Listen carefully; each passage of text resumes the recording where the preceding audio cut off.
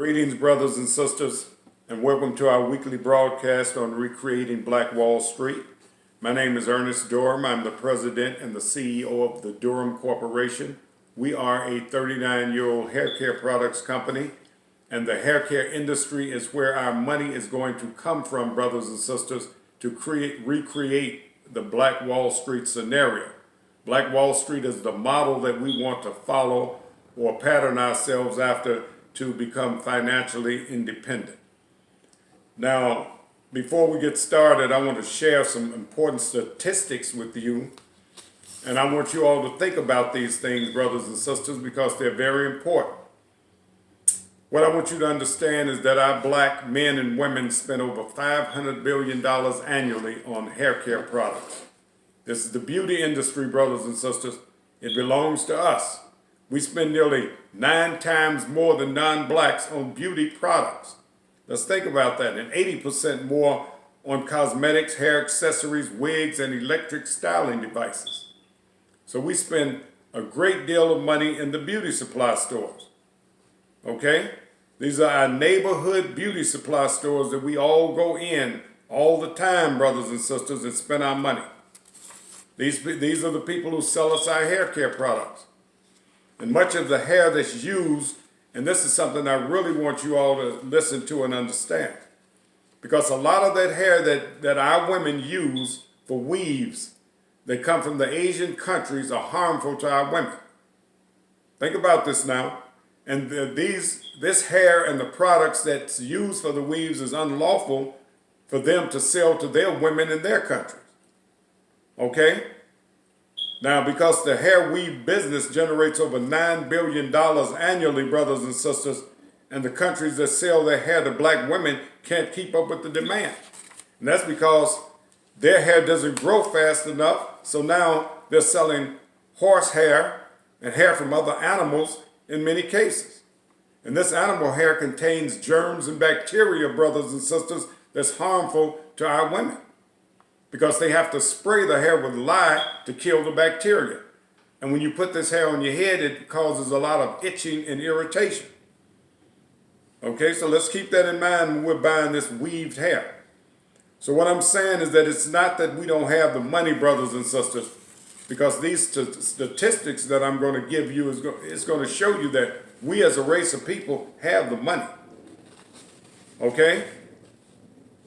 So we have the money, but we make other people rich with our $500 billion industry and another $9 billion in weaved hair.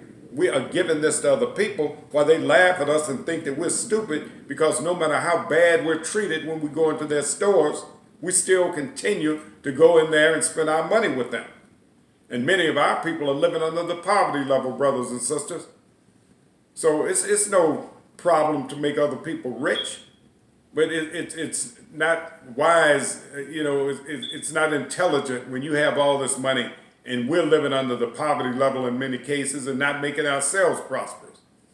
We just have to learn to redirect some of this money, is what I'm saying.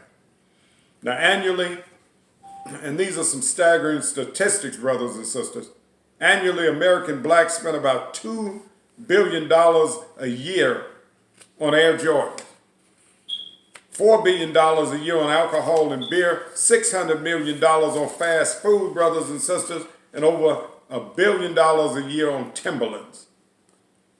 So we have nearly $2 trillion worth of spending power collectively among us. And I'm talking about black Americans, people here in America, where the crumbs fall down from the other races' table to us. We still have over nearly $2 trillion in spending power. And black people in America has the 10th largest economy in the world, brothers and sisters. Let's think about this now. We have more spending power or a larger economy than most countries do. And the other 9 larger economies that are larger than ours, they're not black countries. Okay? These are European countries, brothers and sisters. So with nearly $2 trillion worth of spending power among black people in America, we have more spending power than the average 25 African countries. Now, we never knew that, but you can put 25 African countries together, and we have more spending power as black Americans here in the United States than they do. So we have a tremendous a job to do, brothers and sisters. We have tremendous power and we have a tremendous job to do because we have tremendous spending power is what I'm saying. And our job is to help these other black countries around the world, which includes the 55 African countries as well as the Caribbean. We have a job to do to help these people with their economy. We can't be so silly and frivolous that we just give the money away to other people and we're not helping our own people in these other countries. It's ridiculous. We've been blessed to be here around all this wealth and prosperity, and we don't know what to do with it. And that's proven by the way that many of our people are living right here in this country, under the poverty level, brothers and sisters, because we don't know what to do with our money. As fast as we get it, we give it to other people. And that's got to change if we're going to recreate the prosperous economy that we once had in this country. Now, understand, brothers and sisters, that we can't help anybody as long as we're spiritually asleep. So it's time for us to wake up spiritually, brothers and sisters. And by that, I mean we have to wake up and start spending our money with each other. We have to start trusting each other, brothers and sisters. We have to start buying from and selling to each other. And that's the key. We have to buy, we have to sell. Any prosperous race of people are sellers. You can't just be a consumer like so many of us are. We're consumers. We buy. We don't have a lot of businesses in our neighborhoods. So that means that we go into other people's businesses and we buy. We've got to learn to sell, brothers and sisters. And that's what the Durham Corporation is endeavoring to do. As soon as I give you all these statistics, I'm going to show you all how we want to put you in your own startup business so you can start selling among each other. It's time for us to wake up. That spiritually asleep status is over, brothers and sisters, because we have children. We have the future to think about. And other races of people who are moving into this country are excelling. They're moving way past us, brothers and sisters, because they know the power of selling. And this is what we have to learn. Now, many of you have probably heard of Black Wall Street, which was a period in America's history where our people, black people, had their own cities, their own banks, their own hospitals, schools, police and fire departments, brothers and sisters. They had their own businesses that were very prosperous because they worked in unity, buying from and selling to each other. And this is what we have to get back to if we're going to survive as a race of people. Okay. And Black Wall Street is our motto. It's not necessarily that we want to call ourselves Black Wall Street because other races of people will be invited into our cities. We're not going to discriminate and keep people out like we've been discriminated against. But Black Wall Street is the model because of the economy that they created for themselves. The prosperous economy, brothers and sisters, that's what we're shooting for. So in order to create our own cities with a prosperous economy, there are 4 things, brothers and sisters, that we have to have in our cities to make sure we prosper and be able to survive from within. And the first one is a bank. We've got to have a steady stream of income or a bank. And the Durham Corporation is providing a steady stream of income because we're teaching you to sell. We're teaching you to circulate money among yourselves, brothers and sisters. And this is what we have to do. Circulate money among ourselves. That'll create the financial security that we need. Now, the next thing are schools and grocery stores and hospitals, brothers and sisters. We've got to have those things. If our people get sick, they have to go to a hospital. If they need food, they have to have stores to go and buy the food. And we have to have schools to educate our children. Grammar schools, high schools, trade schools. Not necessarily college, but I'm not counting college out, but everybody's not cut out for college. But even if you aren't, you can go to a trade school and learn how to use your hands, brothers and sisters, and become viable in the community. Okay. We can't survive without these things, brothers and sisters. So we've got to have those things. Now there are also things, four things in the city that I think that we should eliminate if we're going to survive from within. And that's liquor stores, okay? Drug dealers, gun dealers, and all forms of mysticism, brothers and sisters, such as voodoo, witchcraft, and black magic. A lot of our people have been caught up with that. And that prevents God's blessings from flowing into their lives. And they don't understand that. Things that teaches us that our needs will be met sometime in the future without us having to do anything, brothers and sisters. That's called mysticism, and we have to eliminate that. We don't want to bring that into the city. Okay, so if we're going to survive as a race of people, like I said, we can't have any of those things in our cities. Because historically, those are the things that has our people in the condition that they're in today. The deplorable conditions that many of our people have been forced to live in today because of those four things. So, understand that black Americans, I'm not talking about black people all over the world, I'm talking about black Americans, brothers and sisters. You've got to understand how much power you have in relationship to black people in other countries. Black America is the richest black nation on earth. Think about what I'm saying. Black America is the richest black nation on earth, and we're the only black population, brothers and sisters, that has the ability to save ourselves. But because of brainwashing and things like that, hating each other, self-hate, brothers and sisters, even though we have the ability to save ourselves, we choose not to. Because Africa and the Caribbean, those people don't have access to the money that we have access to. So they, even if they wanted to, it's not too much they could do to save themselves or really help themselves. I understand a few people may squeeze through the cracks, but I'm talking about collectively on a large scale of black people. We're the ones that have the ability to not only save ourselves, but save the other black countries also, to help them financially. But we got to get rid of the brainwashing and the self-hate, brothers and sisters, and start trusting each other and buying from and selling to each other. We got to learn to play as a team.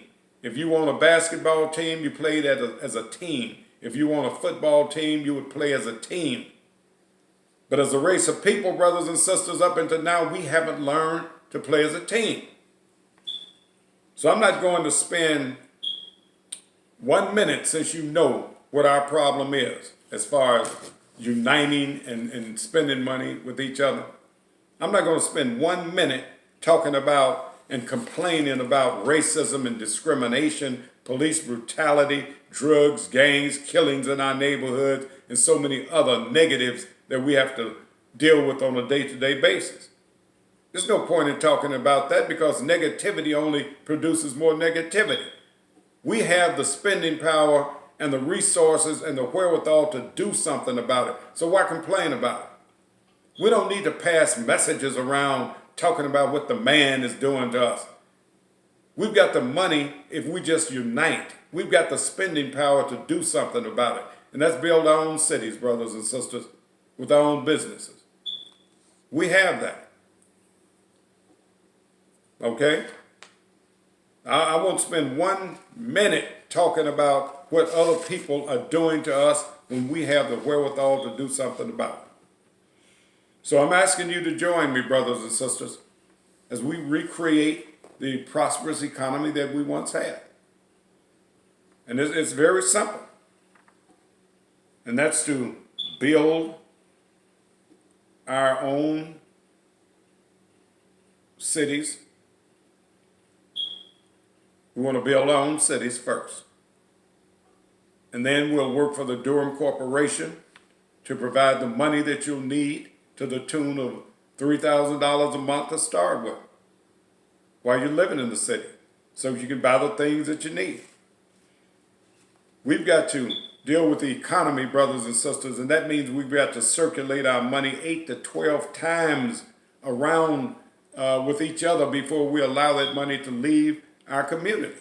And this is something that traditionally we haven't done. Now, historically, Hispanics circulate their money in their communities on an average of 6 to 8 times before it leaves their community. Whites circulate their money on the average of 8 to 12 times.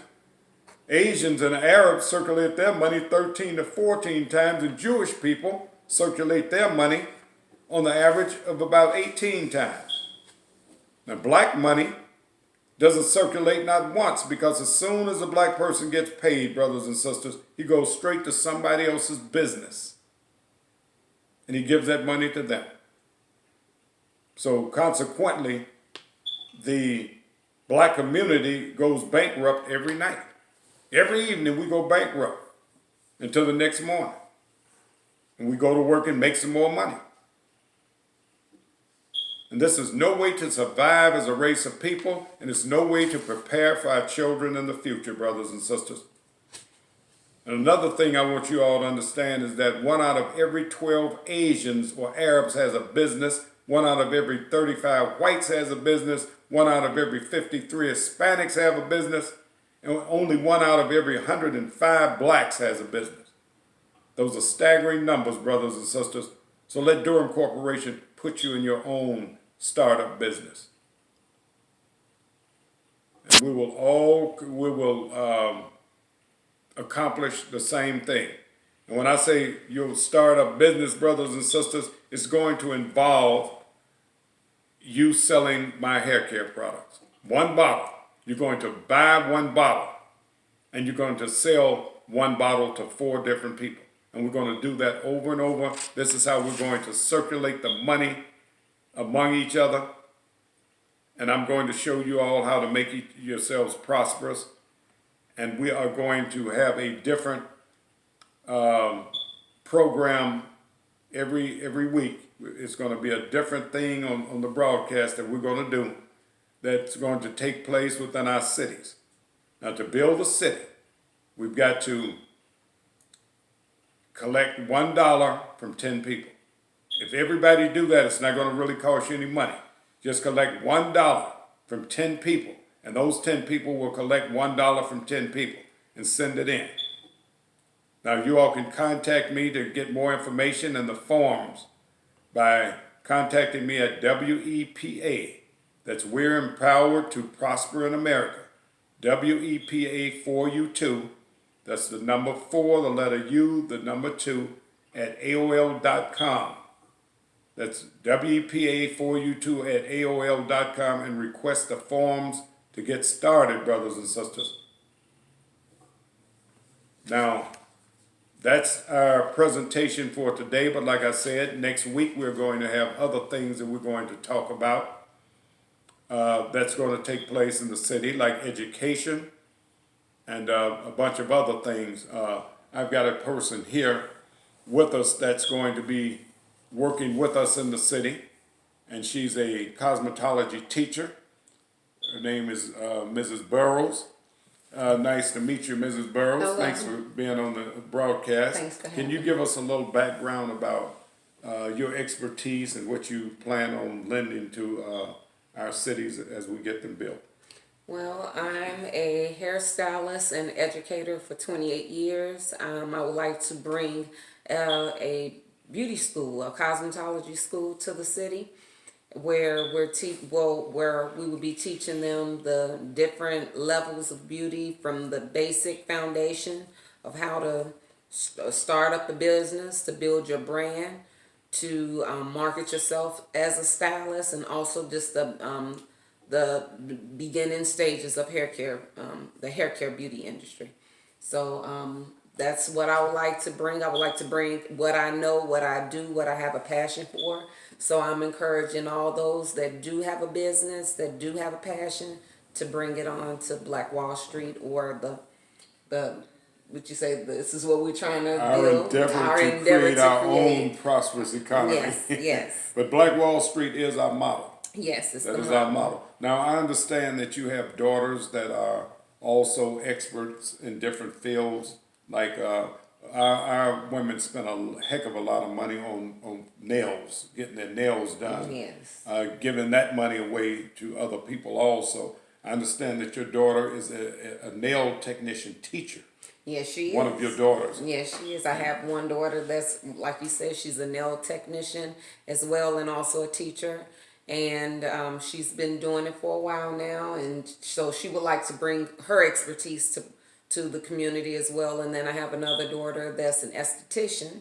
So we're trying to stick in this beauty industry because this is what we know. And then also fashion. Well, the beauty industry is where the money is. I mean, Yeah. I've just given you some statistics here. Right, so this is perfect for me being able to come up under a company that's in the hair field as well, and you know I can just piggyback off of that. Okay, So and it's that about was great. redirecting the money. It's not about going out finding new money. It's about taking the money that we already have and redirecting it, circulating it among ourselves. Right. And if we do that, I mean, you can build as many cities as you want with $2 trillion. Oh my Lord, Okay, $2 trillion. $2 trillion, and this is the money that we, as a race of black people in America, have access to. That's our spending power. And the great thing, like you said earlier, it's not about just black people. It's people with the same intention, same mentality for not excluding anyone, for everybody to prosper. So that's great. Like you said, Black Wall Street is our format, but it's inclusive of everybody. So and I love that because when you hear something, you don't want anybody to stand back and think it's not for them. So I think it's a great thing. That's why we stress that. Black Wall Street is our model. But we've got a lot of people out there in the world, in this country, that's in need of that's this. in need of what we have, and black people are the forerunners in this, so we're going to start it because we're the most in of need it than anybody else. Right, we're the most in need. So I think it's a great opportunity for anyone that's listening and just have anybody that have a vision and have just the desire to do something bigger than themselves. Yeah. Like you mentioned earlier, $2 billion go through Black Americans' hands that don't, no other Black nation. Now you mean $2 trillion? Oh my Lord, $2 trillion. Listen, 500 billion is just on black and white. I mean, black men and black women spending money on hair care products. Okay. Which has nothing to do with the styling equipment that they spend money on also. Right, but then when you say the extensions, that's the, how much was that one? The hair. The hair. Oh, that's $9 billion alone. That's $9 billion alone. We got some We've got some work to do. Yes, we got some wake up calling to do. We can help so many people. I mean, if we just unite, like you said, no other